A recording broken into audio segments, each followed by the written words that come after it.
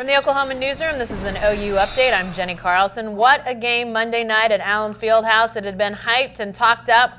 1 versus 2, depending on which poll you looked at. Both of them were #1, Oklahoma and Kansas, but it was a game that lived up to it. Ryan Aber was there, and he joins us on the phone, still in Lawrence, Kansas, getting ready for his journey back south. And Ryan, so much to talk about. You wrote a lot about that in today's Oklahoman, as did Barry Trammell. But let's start with Buddy Hield. So much buzz about this, even though Kansas wins the game. Buddy Hield is the star of the night, 46 points. What stood out to you most about his performance last night? Well, I think, and this is what Bill Self brought up afterwards, it's the efficiency with which he did it. I mean, I want to say, sorry, I'm not looking at the stats right now, but I want to say he took 23 shots. You know, this wasn't just a volume shooting night that led to a big scoring night, and it sort of shows Buddy Hield's evolution as a player.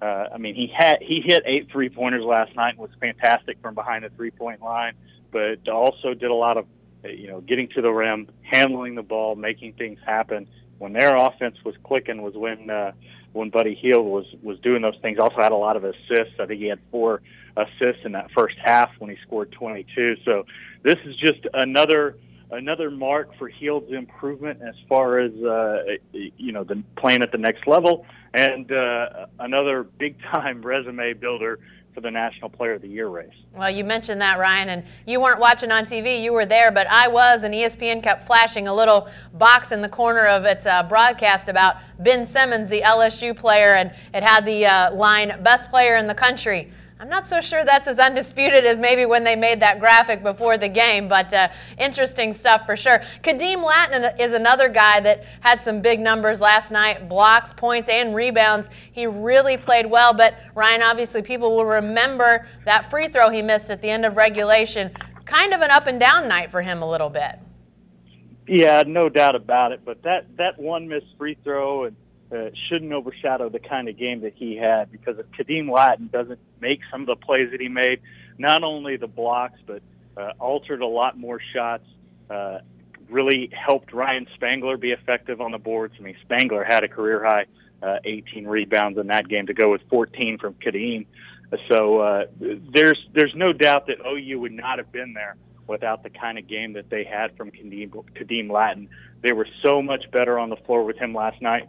And honestly, they've been so much better with him on the floor probably for the last couple of weeks. He continues to grow and grow on both ends of the floor, and I don't anticipate that stopping anytime soon. Well, Ryan, you mentioned 14 boards by Lattin, 18 by Spangler. I think Woodard ended up with 27 points. I mean, so many big numbers that get overshadowed by that 46 by Buddy Hield. Some really outstanding individual performances in this game by the Sooners. But a guy that maybe was as off as anyone last night was Isaiah Cousins. He's obviously taken over that point guard role, has been really influential in getting the Sooners to this point, but last night looked like a struggle for him, Ryan. Yeah, no doubt about it. I mean, we saw in the Iowa State game from the first half to the second half just how important Isaiah Cousins is to this team on both ends of the floor, but especially offensively. He was awful in the first half of that game, and then turned it on in the second half and really helped them put that game away.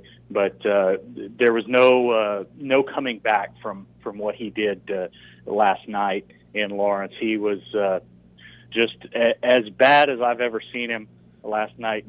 I'm sure he'll get it turned around and have better nights, but the shot selection wasn't there.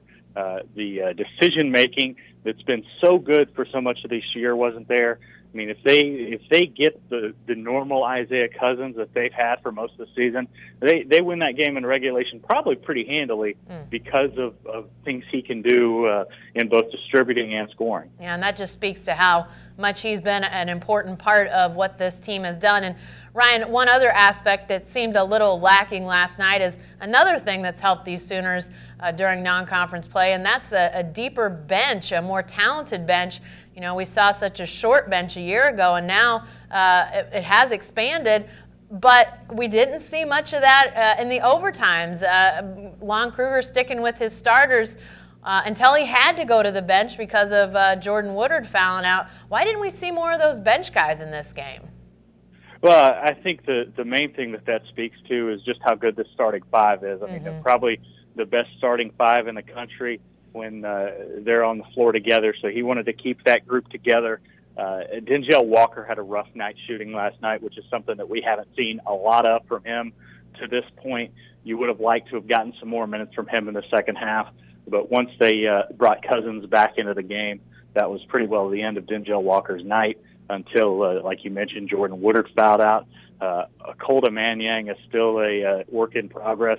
I thought an important piece early, though, was getting some strong minutes from both Dante Buford and Christian James off the bench. I think that allowed some of those other guys to be a little bit fresher, if you can say fresher when you're talking about the triple overtime game. But it helped those guys late to be able to stick in a game. Well, you know, Ryan, as tired as I know those guys had to be, there was still a ton of shot making happening on both ends of the floor. The Sooners, even with those tired legs, making a ton of shots. That's a nod to the Sooners for sure. Yeah, no doubt about it. They were still finding ways to make shots and make some big outside shots. I mean, Woodard and Hield, I don't know that we can talk enough about the game that each of those guys had last night.